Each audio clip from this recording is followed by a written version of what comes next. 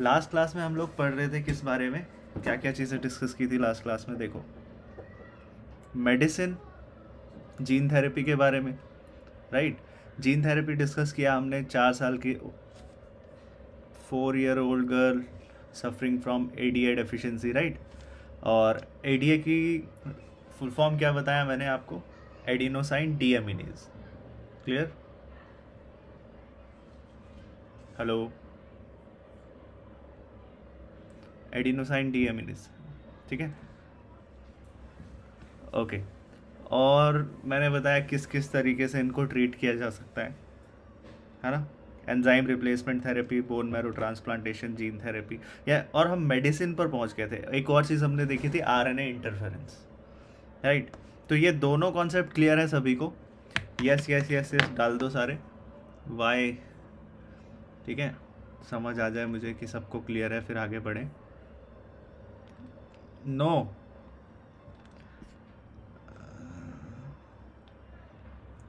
अरे यार वो तो पूरा 1 घंटे की क्लास है, सब फिर से समझाना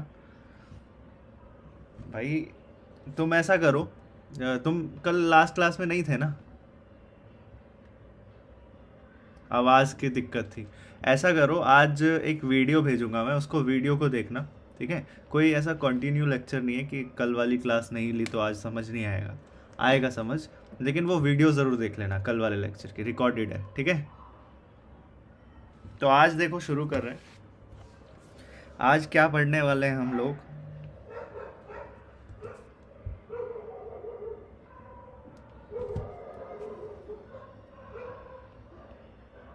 जेनेटिकली इंजीनियर्ड इंसुलिन के बारे में, ठीक। जेनेटिकली इंजीनियर्ड इंसुलिन के बारे में, ठीक। तो मैंने एक बात बताई थी आपको, क्या बताया था? इंसुलिन, सबसे पहले ये इंसुलिन वाला, ठीक। जेनेटिकली इंजीनियर्ड पर तो बाद में आएंगे, सबसे पहले ये इंसुलिन देखते हैं क्या चक्कर है, ठीक है।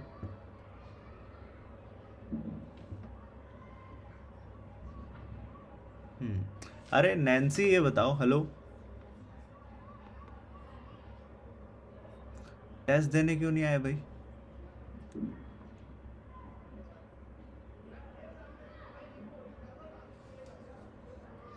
कब तक है ये, क्या है? कब तक चलेगा ये टेस्ट? दो बेटा, ठीक है। कब दोगे? हेलो? और तुम, ठीक है, यूटी है ना ये, यूटी तो चलते रहेंगे यार, तुम यूटी के चक्कर में क्यों इसको पोस्टपोन कर रहे हो? अच्छा अच्छा, और कुछ ज़रूरी चीज़ें देख लो। अब आप लोगों के असाइनमेंट्स शुरू होंगे, ठीक है। कुछ कुछ चैप्टर्स के मैंने सेलेक्टेड क्वेश्चंस बनाए, ठीक है, असाइनमेंट्स के रूप में, और वो असाइनमेंट्स आप लोगों को करना ज़रूरी है, ठीक। उसमें ज़्यादा नहीं, बहुत ही सेलेक्टेड क्वेश्चंस होंगे, कम, और आप कहीं से भी कैसा भी देख के करो, बिना देख के करते हो बहुत अच्छी बात है, ठीक है, लेकिन उन्हें अटेम्प्ट करना बहुत ज़रूरी है। हर साल ऐसा होता है कि मोस्ट ऑफ क्वेश्चन जो है वो उन असाइनमेंट्स में से देखे जाते हैं, ठीक है, चाहे आपका ऐसे हो, ठीक, और ये फाइनल एग्ज़ाम हो, या कोई यूटी हो, प्री बोर्ड हो, तो मोस्ट ऑफ क्वेश्चन आपको उन असाइनमेंट्स में से देखने के मिलेंगे। इसलिए ये असाइनमेंट्स भूल के भी मिस मत करना। लास्ट टाइम पे अगर आपको टाइम नहीं मिल रहा है तो ये असाइनमेंट्स देख के चले जा सकते हो, ठीक है। क्लियर है सभी को? कंफर्टेबल है सब असाइनमेंट? हेलो? अनस, अंशिका, चनप्रीत, इशिका, लिलिमा, श्वेता, प्रिया, नैन्सी, ठीक है, ओके। देखो, तो मैं बता रहा था आपको जेनेटिकली इंजीनियर्ड इंसुलिन के बारे में। अब हम मेडिसिन को कंटिन्यू कर रहे हैं, ठीक है। ये बात याद रखना, हमारा टॉपिक वही है, टॉपिक हमारा मेडिसिन ही चल रहा है, मेडिसिन कॉन्टिन्यूड। तो देखो, जेनेटिकली इंजीनियर्ड इंसुलिन का क्या मतलब है। सबसे पहले तो ये समझ आए कि इंसुलिन क्या है। क्या होता है, एक डिजीज़ होती है जिसका नाम होता है डायबिटीज़। ठीक, अब डायबिटीज़ क्यों होती है किसी को भी, जब कोई भी हम लोग शुगर खाते हैं in the form of carb, sugar are nothing but carbohydrates. ये क्या होता है, कार्बोहाइड्रेट्स होते हैं। तो उनको डाइजेस्ट करने के लिए जब हम कोई भी शुगर इनटेक कर रहे हैं, उनको क्या करने के लिए, डाइजेस्ट करने के लिए हमारे पास एक बहुत ही कमाल का ऑर्गन है और जिसका नाम है पेनक्रियास। पेनक्रियास, हेलो भूमि, आवाज़ आ रही है? तुम टेस्ट क्यों नहीं दे रहे हो भाई?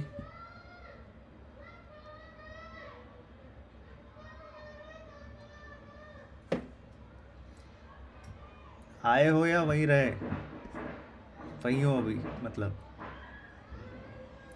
कल नहीं, परसों टेस्ट दोगे तुम 3:30 बजे, ठीक है? परसों 3:30 बजे, कोई एक्सक्यूज़ नहीं। देखो, तो मैं ये बता रहा था, जब भी हम कोई शुगर इनटेक करते हैं, हर चीज़ में ये कार्ब्स मिलेंगे आपको, ग्लूकोज हर चीज़ में मिलता है ना। कोई भी फूड है वो फाइनली किस में, सिंपल शुगर में कन्वर्ट हो जाता है, दैट इज़ डाइजेशन। तो ये पेनक्रियाज एक कमाल का ऑर्गन है। ठीक, ये क्या करता है, एक सिक्रीशन सिक्रीट करता है, एक तरह का हार्मोन सिक्रीट करता है, और उसका नाम क्या है,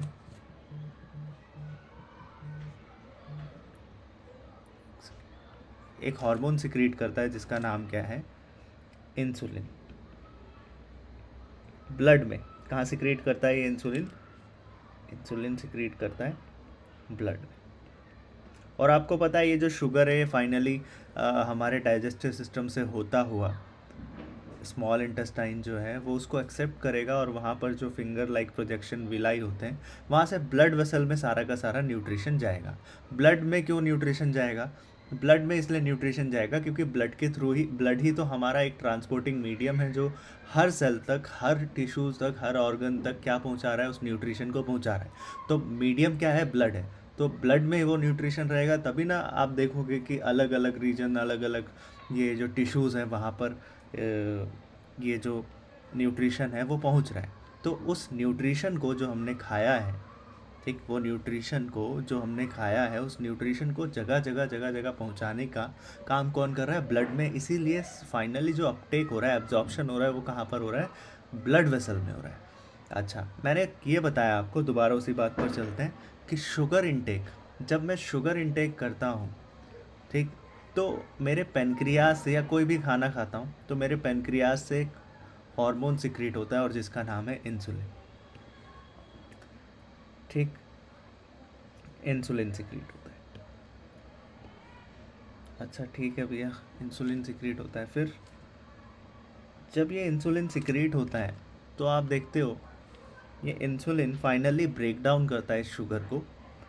ठीक, फाइनली इस शुगर को ब्रेक डाउन करता है, और ये शुगर क्या होता है, हो जाता है, डाइजेस्ट हो जाता है सिंपल फॉर्म में, डाइजेस्टेड। ठीक, digested in simple form. Blood में नहीं मिलता ये, फिर फाइनली ये क्या कर जाता है, हमारे टिश्यूज़ तक पहुंचता है। और टिश्यूज़ में शुगर का बहुत इंपॉर्टेंट काम है, आपको पता ही, एनर्जी देता है। तो अब हुआ क्या, एक पेशेंट है जिसमें इंसुलिन, दो चीज़ें हो सकती हैं, या तो उसकी बॉडी में इंसुलिन बन तो रहा है, इंसुलिन का प्रोडक्शन हो रहा है। दो कंडीशन बता रहा हूँ मैं। पहला कंडीशन कि उसके बॉडी में इंसुलिन का प्रोडक्शन हो रहा है, पहली कंडीशन। बट क्या बोला, प्रोडक्शन हो रहा है, टिक, बट नॉट इफेक्टिव, किसी काम का नहीं है वो इंसुलिन। यानी कि किसी काम का नहीं है मतलब वो ब्लड ग्लूकोज को नहीं लो कर पा रहा है, ठीक है, नहीं सिंपल फॉर्म में कन्वर्ट करवा पा रहा है, ठीक। यानी कि इंसुलिन सेकेंड, दूसरा प्रोडक्शन ही नहीं हो रहा है। तो हमारी ये पूजा कर ली, समझ गए 8:10 में ऑनलाइन के हिसाब से सबने पूजा कर ली, तो हम ही रह गए। सिंपल करवाया तुमने ना ये। हाँ सही है, तुम्हारा सामान भी तो सारा इसके आगे लगा होगा ना। ऊपर से ऐसी कैसी, ऊपर से नहीं कुछ करवाया ना करवा दे। अच्छा चेंज करवा दिया, तो पहले ग्रीन था। सही है, साफ हो गया। ज़्यादा गंदा होगा ना तुम्हारा, हमारा भी हो रहा है, टीपू मम्मी का भी हो रहा है। वो आएगा लेकिन हम लोग करवाएंगे, एक ही मिस्त्री से करवा लेंगे। हेलो हेलो, आवाज़ आ रही है? मुझे लग रहा है कि चांद निकलेगा नहीं। हाँ हाँ, आवाज़ क्लियर है। तो दो बातें बोली मैंने आप लोगों को। फर्स्ट थिंग वाज प्रोडक्शन हो रहा है लेकिन इफ़ेक्टिव नहीं है, और दूसरी बात बोली कि प्रोडक्शन ही नहीं हो रहा है। दो चीज़ें हो सकती है ना, कि या तो प्रोडक्शन हो रहा है बट इफ़ेक्टिव नहीं है, यानी कि इंसुलिन बिल्कुल भी एबल नहीं है कि वो क्या कर सके, वो आपका ब्लड ग्लूकोज लेवल को कम कर सके। जब ये इंसुलिन को डाइजेस्ट ही नहीं कर पा रहा है, तो आप देखोगे इन दोनों ही कंडीशन में प्रोडक्शन हो रहा है, इफ़ेक्टिव नहीं है, तो उस कंडीशन में भी इंसुलिन किसी काम का नहीं है। यहाँ पर तो प्रोडक्शन ही नहीं हो रहा है, तो इंसुलिन के एब्सेंस में क्या होने लगा, क्या ये शुगर, ध्यान से देखो और जवाब दो, क्या ये इंसुलिन आपको, ये क्या ये जो शुगर है ये सिंपल फॉर्म में कन्वर्ट होना शुरू होगा, या ब्लड में इसका लेवल राइज करेगा या नहीं करेगा, बताओ। ब्लड, तो इसी को आप बोलते हो, इस फाइनली जिसकी वजह से क्या होगा, ब्लड शुगर लेवल राइज करेगा, या ब्लड शुगर बोल दो या ब्लड ग्लूकोज लेवल बोल दो, एक ही बात है। तो ब्लड ग्लूकोज लेवल राइज करेगा, ठीक। और ये सब क्यों हुआ, due to absence of insulin, और हाँ, इंसुलिन की एब्सेंस की वजह से। और इसी डिजीज़ को क्या बोलते हैं, क्या बोलते हैं, जिसमें हमारी बॉडी में इंसुलिन वर्क नहीं कर रहा है या प्रोडक्शन नहीं हो रहा है उसका, उस डिजीज़ का क्या नाम है, राइट, डायबिटीज़। तो अब क्या किया, राइट, डायबिटीज़, हाँ,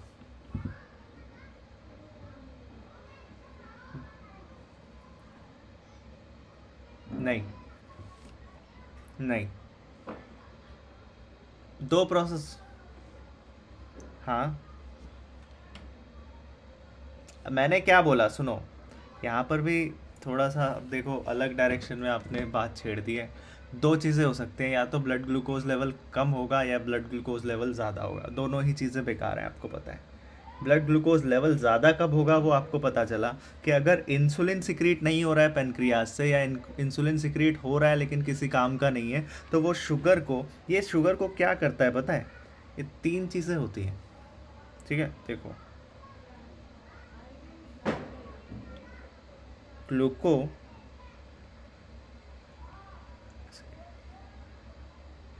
दिखाता हूँ, एक स्लाइड दिखाता हूँ आप लोगों को।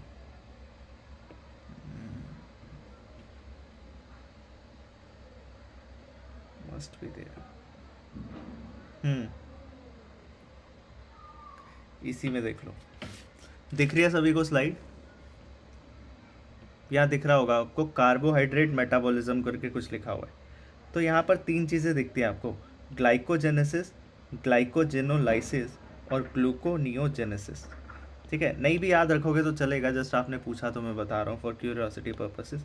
ग्लाइकोजेनेसिस का क्या मतलब होता है, ग्लूकोज से ग्लाइकोजन का बनना। जब हम लोग बहुत ज़्यादा ग्लूकोज एक्वायर कर रहे हैं, खा रहे हैं, और उसका यूटिलाइज नहीं कर रहे हैं, तो वो क्या होना लगेगा, वो बॉडी में स्टोर होने लगेगा, और वो ग्लूकोज स्टोर कभी भी ग्लूकोज की फॉर्म में नहीं होता, वो ग्लाइकोजन की फॉर्म में स्टोर होता है इन द प्रोसेस।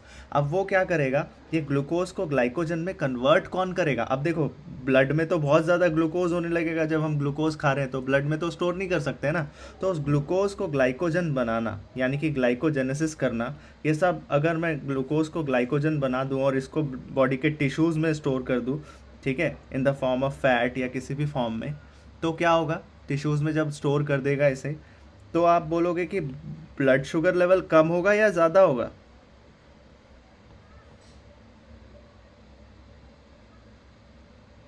मैंने ग्लूकोज को ब्लड से हटाकर, कम होगा ब्लड से हटाकर। अब वही मैंने क्या किया, क्या हो रहा था, ब्लड शुगर लेवल मान लो बहुत कम हो रहा था। अब ऐसी सिचुएशन आ गई है, मैंने कुछ खाना पीना ही छोड़ दिया है, फास्टिंग पे चल रहा हूँ, ठीक है, फास्टिंग पे चल रहा हूँ, तो ब्लड शुगर लेवल क्या हो गया मेरा, काफ़ी कम हो गया या ज़्यादा हो गया, कम हो गया। तो क्या करेगा, अब इस केस में क्या करना चाहिए, बैंक में अपने पास कुछ है, कुछ संभाल के रखा है हमने, कुछ ग्लाइकोजन नाम का कुछ संभाल के रखा हुआ है ना। क्या ग्लाइकोजन को मैं दोबारा ग्लूकोज में कन्वर्ट करूंगा, और वो ग्लूकोज कहाँ भेज देंगे, ब्लड में दोबारा, है ना। और ये ग्लाइकोजन को ग्लूकोज में कन्वर्ट करता है दूसरा हार्मोन जिसका नाम है ग्लूकागन। ठीक है, तो अब आपको ये दोनों चीज़ें समझ आ गई कि ब्लड ग्लूकोज लेवल बढ़ता कैसे है और घटता कैसे है, दोनों चीज़ें। ठीक है, बढ़ाता है ब्लड ग्लूकोज को, बढ़ाता कौन है, बढ़ाता है अपना ग्लूकागन। ठीक है, और घटाता कौन है, इंसुलिन। इसीलिए आप बोलते हो जो डायबिटिक पेशेंट होते हैं वो डायबिटिक पेशेंट क्या लेते हैं, इंसुलिन के इंजेक्शन लेते हैं, ताकि वो क्या हो सके, घट सके ब्लड शुगर लेवल। अब सुनो हुआ क्या, ये तो हमें समझ आ गई बात। अब हुआ ये जो इंसुलिन है ना, ये बीटा, हमें पता चल गया इंसुलिन कौन प्रोडक्ट प्रोड्यूस करता है, पेनक्रियाज, है ना। पेनक्रियाज में कुछ सेल्स होते हैं जिनका नाम होता है आइलेट ऑफ लेंगरहंस, आइलेट ऑफ लेंगरहंस। ये आइलेट ऑफ लेंगरहंस क्या प्रोड्यूस करता है, इंसुलिन। ठीक है, पेनक्रियाज में जो आइलेट ऑफ लेंगरहंस सेल्स होते हैं ये इंसुलिन प्रोड्यूस करता है। इस इंसुलिन की दो चेन होती हैं, ठीक, इस इंसुलिन की दो चेन होती हैं। It consist of two chain, chain A plus chain B. तो दो चेन से मिलकर ये बना हुआ है, इसका स्ट्रक्चर कुछ ऐसा है। ठीक है, मान लो ऐसा ऐसा, ये अमीनो एसिड्स हैं, प्रोटीन है ये एक तरह का, तो इस तरह का आप देख रहे हो, दो चेन से मिलकर बना है। एक चेन है कौन सी, ए, और एक चेन है बी। ठीक है, अभी तो मैं नॉर्मल सिचुएशन बता रहा हूँ। अब हुआ ये, पर्सन सफर्ड फ्रॉम डायबिटीज़, तो इंसुलिन का प्रोडक्शन तो हो नहीं रहा है, तो इस केस में क्या करना पड़ेगा, बाहर से इंजेक्शन लगाना पड़ेगा। लेकिन हुआ क्या, मैंने बताई थी ये बात, हमने कैटल्स का, स्लॉटर्ड कैटल्स का यूज़ करने लग गए। स्लॉटर्ड समझते हो ना, क्या होता है स्लॉटर्ड, स्लॉटर्ड कैटल से क्या निकाला, इंसुलिन। हाँ भाई, स्लॉटर्ड क्या होता है,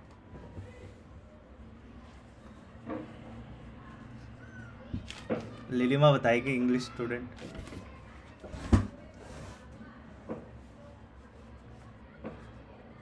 अच्छा, हाँ वेरी गुड, कसाई टाइप, मतलब जिनको हलाल किया गया है, ठीक है, या अरे स्लॉटर्ड मतलब समझ नहीं रहे हो आप, हलाल करना, या कसाई जो लोग नहीं करते हैं, समझे क्या बोल रहा हूँ मैं। तो उनको मारने के बाद बेसिकली, तो वहाँ से इंसुलिन लिया जा रहा है, उनके पेनक्रियाज से इंसुलिन लिया जा रहा है, और फिर उसको क्या कर रहे हैं, उसको ह्यूमन पेशेंट जो है, ह्यूमन जो बेसिकली जो डायबिटिक पेशेंट है उनमें इंजेक्ट कर दिया जा रहा है। ठीक है, इंसुलिन तो इंसुलिन ही है, खैर तो काम करेगा ये, और ये इंसुलिन फाइनली क्या करेगा, को पता है, ब्लड ग्लूकोज लेवल को डिक्रीज कर देगा।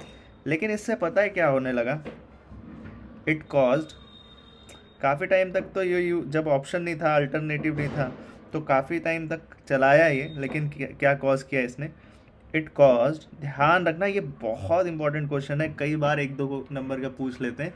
तो इट कॉज्ड एलर्जिक रिएक्शन, लोगों में क्या होने लगी, एलर्जिक रिएक्शन होने लगी, टू सम लिखना, सम पेशेंट्स। तो तो फिर हमें ज़रूरत पड़ी किसकी, तो फिर हमें कुछ और अल्टर, हाँ क्या,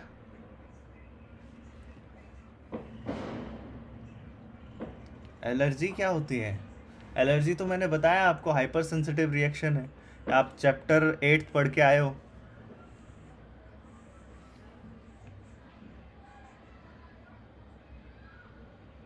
एलर्जिक रिएक्शंस तो बहुत तरह की हो सकती, इसमें इस केस में ऐसा नहीं है, इस केस में ऐसा नहीं है, इस केस में ऐसा नहीं नहीं नहीं नहीं, इस केस में ऐसा ब्लैक ब्लैक स्पॉट्स वाले सीन नहीं है इसमें, ठीक है, वो नहीं, वो डायबिटिक पेशेंट्स को होता है, लेकिन ये वो वाला नहीं है जो आप बोल रहे हो। वो बहुत ज़्यादा जब आप देखते हो ना कई तरह के सिम्टम, वो एक तरह से सिवियर सिम्टम है डायबिटीज़ का। जब बहुत ज़्यादा आप देखोगे कोई भी पर्सन डायबिटिक हो जाएगा, या आप देखो ब्लड ग्लूकोज लेवल बहुत ज़्यादा हो जाएगा तो पैरों में छाले भी पड़ने लगते हैं, तो ये सिम्टम है, एलर्जिक रिएक्शन नहीं है, ठीक है। हम्म। नहीं नहीं नहीं नहीं, ब्लड शुगर लेवल लो है तो चक्कर आते हैं।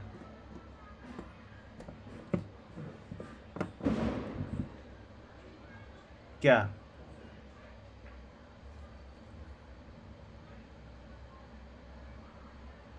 हाँ हाँ हाँ हाँ, तो है इसका भी, ठीक है, कर सकते हैं इसको भी, कोई प्रॉब्लम, ठीक है। तो देखो, it causes allergic reaction to some patient. तो आपको पता चला कि भाई यहाँ हमें नीड था कुछ ऐसा अल्टरनेटिव ढूंढने का जिससे क्या हो कि हम इसको छोड़ें, ये जो स्लॉटर्ड कैटल्स हैं इनके पेनक्रियाज को छोड़ें, या इसके इंसुलिन से एक्सट्रैक्टेड इंसुलिन को छोड़ें और कुछ अपना कुछ बनाएं, है ना। तो फिर आपको पता है need is the mother of invention.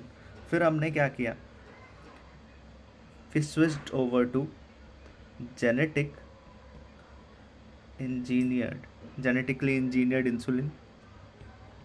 फिर आई बारी जेनेटिकली इंजीनियर्ड इंसुलिन की, इंजीनियर्ड इंसुलिन की। इसमें क्या किया ऐसा, देखो मुझे ये पता था कि शुरुआत में स्ट्रक्चर मुझे ये पता चल ही गया था कि इंसुलिन के पास एक चेन ए होती है और एक चेन बी होती है, और इन दो चेन से मिलकर क्या बना हुआ होता है, इन दो चेन से मिलकर हमारा क्या बना हुआ होता है, इंसुलिन बना हुआ होता है। लेकिन एक्चुअली जब ये पेनक्रियाज के अंदर होता है ना, तब इसके पास तीन चेन होती है, ध्यान से सुनो। जब ये पेनक्रियाज के अंदर होता है तो इसके पास तीन चेन होती है, और अगर उसके पास तीन चेन है ना, यानी कि ए बी और सी है, तब आप उसे प्रो इंसुलिन बोलते हो। प्रो इंसुलिन क्यों बोलते हो, प्रो इंसुलिन एक्चुअली एक इनएक्टिव फॉर्म है। अब एक बात बताओ, पेनक्रियाज के अंदर इसको ऐसा कुछ करने की ज़रूरत है, कुछ काम करने की ज़रूरत है? जब वो पेनक्रियाज के अंदर स्टोर्ड है तो कुछ काम करने की ज़रूरत है नहीं, तो उस समय तो मैं क्या चाहता हूँ, ये इनएक्टिव फॉर्म में रहे, है कि नहीं है।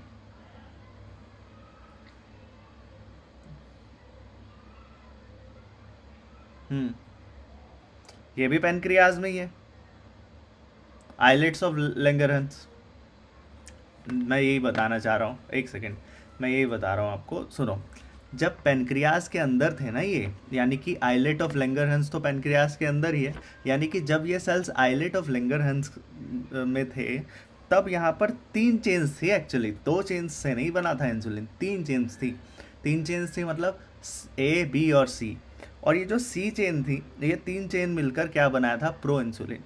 लेकिन अब क्या क्या हुआ, ये प्रो इंसुलिन को कहाँ भेजा जाएगा, पेनक्रियाज से, पेनक्रियाज से भेजा जाएगा इधर ब्लड स्ट्रीम में, ब्लड वेसल में। और ब्लड वेसल में क्या करेगा ये, ब्लड वेसल्स में आप देखोगे कि ब्लड वेसल्स में तो अब मुझे इनएक्टिवेटेड नहीं चाहिए ना, तो ब्लड वेसल में मुझे इंसुलिन मिलेगा, ना कि प्रो इंसुलिन ब्लड में, ठीक है। उस समय पर आप क्या देखोगे, यहाँ पर जो इंसुलिन होगा उसके पास सिर्फ और सिर्फ ए चेन होगी, और उसके पास सिर्फ और सिर्फ बी चेन होगी। सी चेन जैसे ही हट गई, सी चेन जैसे ही हट जाती है, यानी कि सी चेन हट जाने से क्या होता है, ये एक्टिवेटेड फॉर्म में आ जाता है, कौन, इंसुलिन, ब्लड स्ट्रीम में। समझ आया क्या बताना चाह रहा था मैं सभी को? हेलो। यानी कि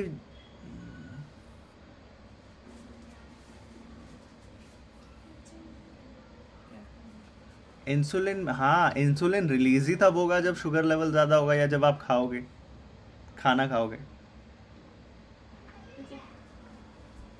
इनएक्टिव रख भाई, जब मुझे ज़रूरत ही नहीं है, जब ज़रूरत नहीं है तो ऑफ ही रखेंगे ना, आपसे इनएक्टिव ही रखेंगे ना।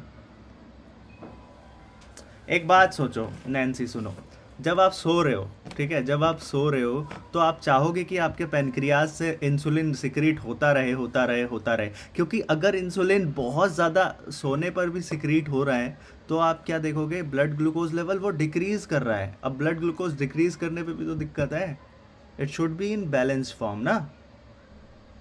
हेलो, ओके, और किसी का कोई डाउट, इतना समझ आ गया? तो देखो, तो अब मुझे ये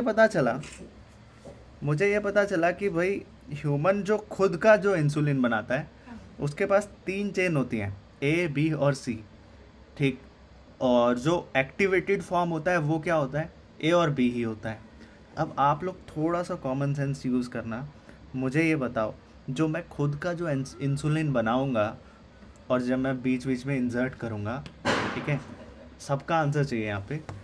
जब मैं खुद इंसुलिन बनाऊंगा, ठीक है, आपके पास 2 ऑप्शन है, उसके पास ये 2 चेन होंगी या उसके पास ये 3 चेन होंगी। कौन सा वाला मैं इंसुलिन बनाऊंगा?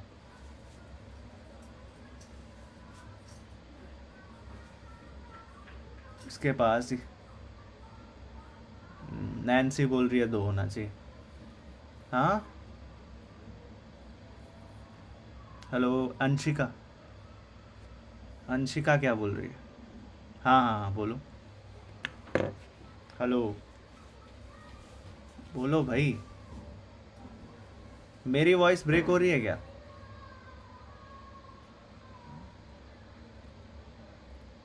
ठीक है, अनस 3 बोल रहा है, इशिका क्या बोल रही है? 2, और बाकी?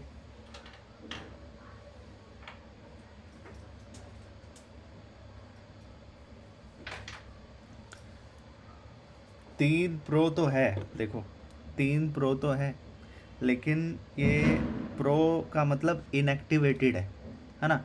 अब इनएक्टिवेटेड है वो जो ह्यूमन बना रहा है, जो पेनक्रियाज में स्टोर्ड हो रहा है, लेकिन जो एक्टिवेटेड है वो कौन है? 2 चेन वाला एक्टिवेटेड है ना, 2 चेन वाला एक्टिवेटेड है। अब अगर 2 चेन वाला एक्टिवेटेड है तो मैं जब मैं किसी पर्सन को इंजेक्ट करूंगा इंसुलिन, तो एक्टिवेटेड फॉर्म वाला करूंगा या फिर इनएक्टिवेटेड फॉर्म वाला?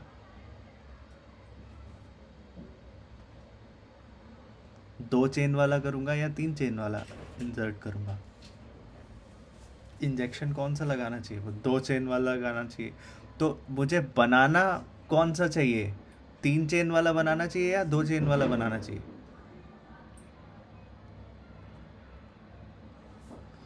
2 chain, I hope it is clear. तो मैंने ऑब्वियसली मेरा काम यहाँ पर आसान हो गया कि मैंने क्या किया, सुनो, तो मैंने क्या किया, इंसुलिन लिया, ठीक है, क्या किया, वो जीन लिए ह्यूमन से, ह्यूमन पकड़ा कोई, ठीक है, पकड़ा मतलब किसी को बोला भाई, ऐसे पकड़ा नहीं, ठीक है, तो ह्यूमन लिया, तो ह्यूमन से वो जीन लिए, बेसिकली ह्यूमन से वो जीन एक्सट्रैक्ट किए विच was responsible for formation of, वो जीन लिया which was responsible for formation of polypeptide. Polypeptide मतलब कंफ्यूज मत होना, पॉलीपेप्टाइड का मतलब चेन ए ही है। एक तो ये लिया, और ह्यूमन से क्या लिया मैंने, जीन लिया वो वाला निकाला which was responsible for polypeptide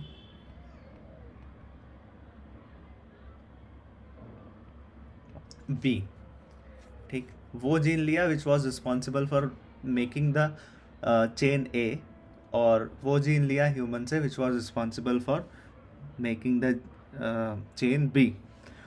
अब ये जीन है, इसका अगर मैं ट्रांसक्रिप्शन करा दूंगा लास्ट क्लास में भी ये चीज़ देखी थी हमने कि अगर मैं इसका ट्रांसक्रिप्शन किसी भी जीन का अगर ट्रांसक्रिप्शन कराते हैं तो वो mRNA बनाता है, और उस mRNA का अगर हम ट्रांसलेशन करते हैं तो वो क्या बनाता है, कौन बताएगा? ट्रांसक्रिप्शन करते हैं तो mRNA बनता है, ट्रांसलेशन करते हैं तो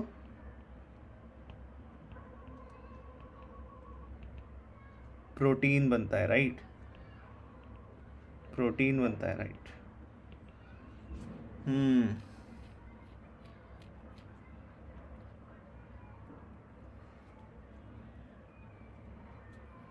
लेकिन मैंने ऐसा किया नहीं यहाँ पे, ठीक? सुन लो, लेकिन ऐसा कुछ नहीं किया मैंने यहाँ, बस mRNA बना दिया। mRNA बनाने के बाद, सुनो, mRNA बनाने के बाद यूज़ किया मैंने एक एंजाइम का। एक बार दोबारा देखते हैं, देखो मैंने, ध्यान से सुनना ये थोड़ा सा, मैं बता रहा हूँ आपको कि किस तरह से मैं क्या बना रहा हूँ, जेनेटिकली इंजीनियर्ड इंसुलिन बनाता हूँ। तो जीन फॉर, मैंने बोला ए पॉलीपेप्टाइड लिया फॉर एग्जांपल, एक की बात करते हैं पहले, दूसरा देख लेंगे। तो इस जीन का क्या कराऊंगा मैं, इस जीन का ट्रांसक्रिप्शन कराऊंगा, इस जीन का ट्रांसक्रिप्शन कराऊंगा, और ट्रांसक्रिप्शन करने के बाद ये बन जाएगा अपना, इस जीन का ट्रांसक्रिप्शन कराऊंगा, और ट्रांसक्रिप्शन करने के बाद ये बन जाएगा mRNA। mRNA का जब इधर ट्रांसलेशन कर दिया जाएगा तो ये बना देगा प्रोटीन, ठीक, फाइन। लेकिन मैंने यहाँ बोला प्रोटीन नहीं, अभी नहीं बना रहा प्रोटीन, अभी मैं इस mRNA का क्या कर रहा हूँ, एक एंजाइम इस पर लगा रहा हूँ जिसका नाम क्या है, रिवर्स ट्रांसक्रिप्टेज। कौन थोड़ा सा कॉमन सेंस लगा के ये बता सकता है कि ये रिवर्स ट्रांसक्रिप्टेज क्या करेगा? नाम से पता चल जाना चाहिए अभी तक ही, राइट? रिवर्स ट्रांसक्रिप्शन को रिवर्स करेगा, और ये एक तरह का रिवर्स ट्रांसक्रिप्शन यानी कि दोबारा एक तरह का डीएनए बना देगा, कॉम्प्लीमेंट्री डीएनए बनाएगा ये एक तरह का, ठीक है? यानी कि दोबारा एक तरह का जीन बन चुका है, और दिस कॉम्प्लीमेंट्री जीन, ये जो कॉम्प्लीमेंट्री डीएनए है, this will act as foreign DNA. इस फॉरेन डीएनए को मैं किसके साथ जोड़ूंगा, किसी प्लाज्मिड डीएनए के साथ। अब ये किसी भी फॉरेन डीएनए को प्लाज्मिड डीएनए कुछ नहीं है, ये वेक्टर है। जब किसी भी फॉरेन डीएनए को वेक्टर से जोड़ते हैं तो क्या बनता है? Very good, recombinant DNA, rDNA लिख रहा हूँ मैं, रिकॉम्बिनेंट डीएनए। अब ये एक बन गया रिकॉम्बिनेंट डीएनए। रिकॉम्बिनेंट डीएनए को कहाँ इंसर्ट कर दिया जाए? जुगनू वाला एग्जाम्पल, प्लांट क्या थे उस केस में? होस्ट थे। रिकॉम्बिनेंट डीएनए को कहाँ डाल दिया जाता है? होस्ट में डाल दिया जाता है। और इस केस में होस्ट क्या थे अपने? E coli. होस्ट में डाला क्यों है वैसे, कौन बताएगा? रिकॉम्बिनेंट डीएनए को होस्ट में डाला क्यों है?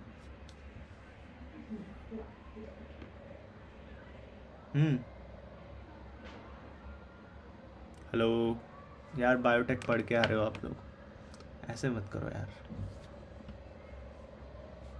हेलो, मैं ये पूछ रहा हूँ रिकॉम्बिनेंट डीएनए को होस्ट में डाला क्यों है?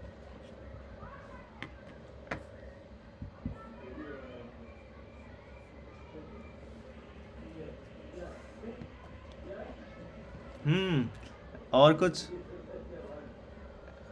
और सोचो थोड़ा सा, बताया हुआ है रेप्लिकेट करेगा, कैसे वो मल्टीप्लाई करेगा? वो जो मेरा फॉरेन डीएनए है, रेप्लिकेट कैसे करेगा? वो मल्टीपल कॉपीज। मैं क्या चाहता हूँ, सुनो, ये जो फॉरेन डीएनए है, it has the property to make what, it has the property to make chain A of insulin. ऐसा है या नहीं है?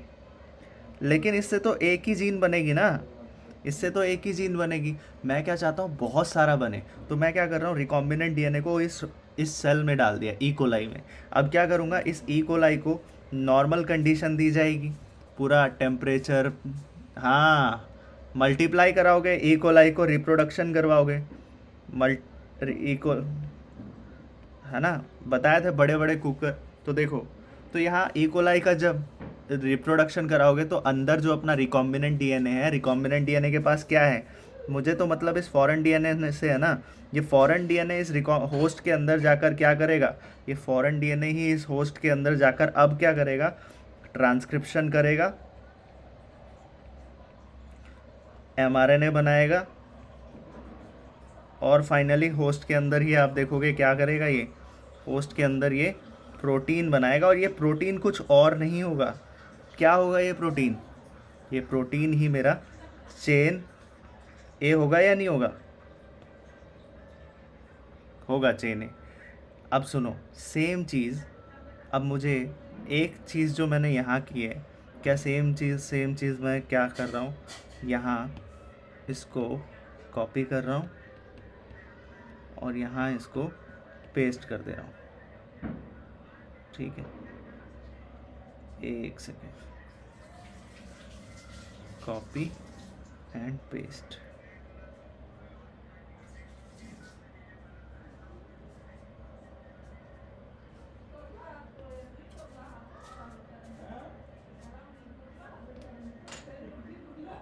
लेकिन बस एक चेंज कर रहा हूँ मैं,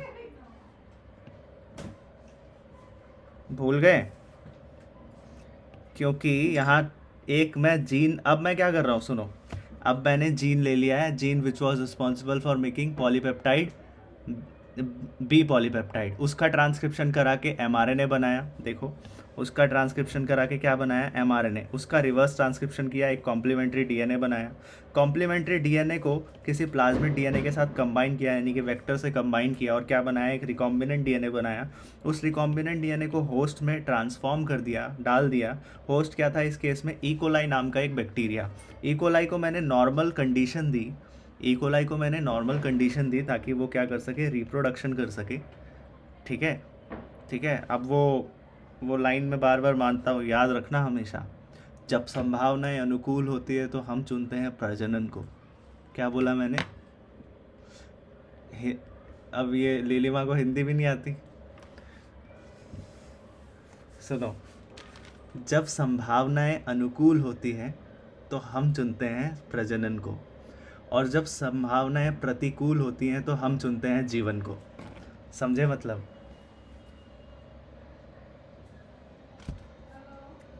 लेट मी डिस्क्राइब इट, देखो सुनो, यानी कि जब कंडीशन फेवरेबल होते हैं तब हम चुनते हैं रिप्रोडक्शन को, यानी कि जब चीज़ें नॉर्मल होती हैं, ठीक है, कंफर्टेबल होती हैं, या आप बोलो फेवरेबल होती हैं, favourable is the right word, तब हम चुनते हैं, तब कोई भी living organism, not even human, सिर्फ ह्यूमन नहीं, सब जो भी लिविंग ऑर्गेनिज्म है, अगर कंफर्टेबल सिचुएशन है तो वो चुनेगा रिप्रोडक्शन को, फेवरेबल कंडीशन है तो वो चुनेगा रिप्रोडक्शन को। लेकिन इसी का यही बोला मैंने, अगर संभावनाएं अनुकूल होती हैं तो हम चुनते हैं रिप्रोडक्शन को, मतलब प्रजनन को।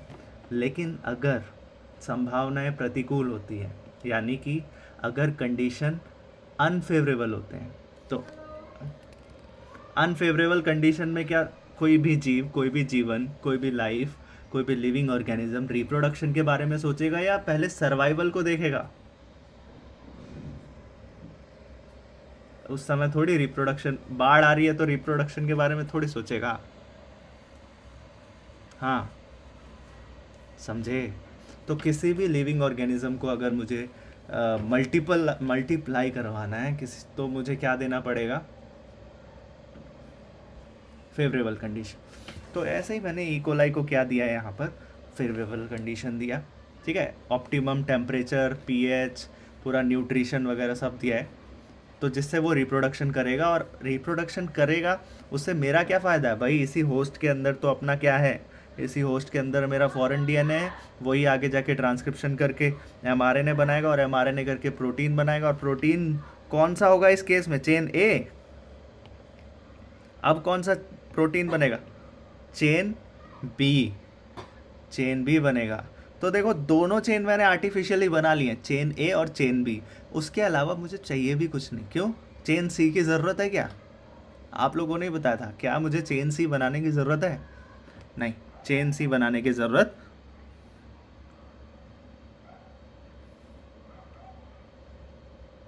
ऑब्वियसली डिफरेंस है, मैं बता देता हूँ। अब आपने पूछ लिया है तो चेन ए के पास 21 अमीनो एसिड्स होते हैं। चेन ए के पास 21 अमीनो एसिड्स होते हैं और चेन बी के पास 30 अमीनो एसिड होते हैं। ठीक है Nancy, is it clear? Okay, तो अब मुझे अब तो जोड़ना भी तो इन दोनों को। मुझे क्या करना पड़ेगा, चेन ए को किससे जोड़ना पड़ेगा, चेन बी से। तो चेन ए को चेन बी से जोड़ने के लिए बॉन्ड का यूज़ करता हूँ। कौन से बॉन्ड का यूज़ करते हैं, यहाँ पर डाइसल्फाइड बॉन्ड का यूज़ करते हैं। सल्फ़र का यूज़ कर रहा हूँ मैं, डाइसल्फाइड बॉन्ड का यूज़ करते हैं ताकि चेन ए जुड़ जाए किससे, चेन बी से। और यहाँ पर चेन ए जब चेन बी से जुड़ चुकी है डाइसल्फाइड बॉन्ड की मदद से, क्या मेरा इंसुलिन तैयार है या नहीं है, बताओ। हाँ, इंसुलिन तो तैयार है अपना, लेकिन मैं इसे इंसुलिन नहीं बोल रहा हूँ। अब इंसुलिन नहीं बोल रहा हूँ मैं इसे, इसमें एक थोड़ा सा मिक्स नाम दिया है इसको, और इसको हम बोलते हैं, क्योंकि ये ह्यूमन से एक्सट्रैक्ट किया गया है, किसी भी स्लॉटर्ड कैटल से नहीं, तो ह्यूमन से निकाला गया इंसुलिन है, इसलिए इसको ह्यूमन आइसोलेटेड इंसुलिन है ना। ये किसी स्लॉटर्ड कैटल से, तो कैटल का यूज़ थोड़ी किया है, ह्यूमन आइसोलेटेड इंसुलिन है ये, इसीलिए मैंने इसे बोल दिया ह्यूमलिन। ह्यूमलिन, ठीक है, क्या बोलता हूँ इसे मैं, ह्यूमलिन बोलता हूँ। अब एक बात बताओ, is there any chances of allergies? अब कोई एलर्जीज के चांसेस हैं क्या?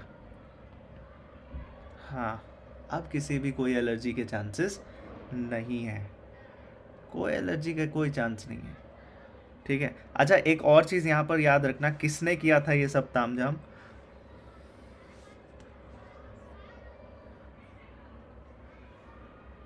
क्या?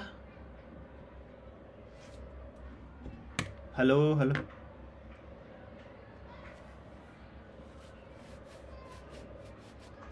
ओ यार, कैसे कैसे कैसे कैसे बहकी बहकी बातें कर रहे हो। सुनो एक बात बताओ, मैंने जीन लिया है, एक सुनो, वाह,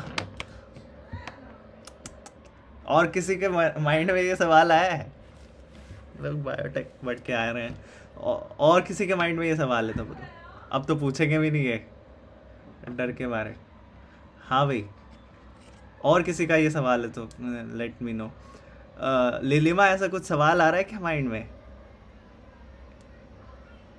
हाँ रुको, अच्छा रुको रुको, सबके मन में है। लिलिमा, प्रिया, श्वेता, जनप्रीत, अंशिका, भूमि, ऐसा सोचा कभी?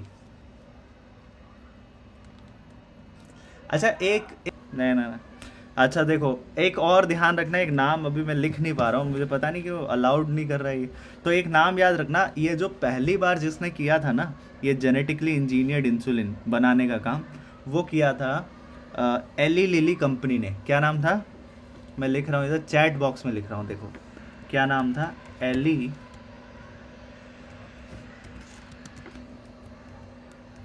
Lily company,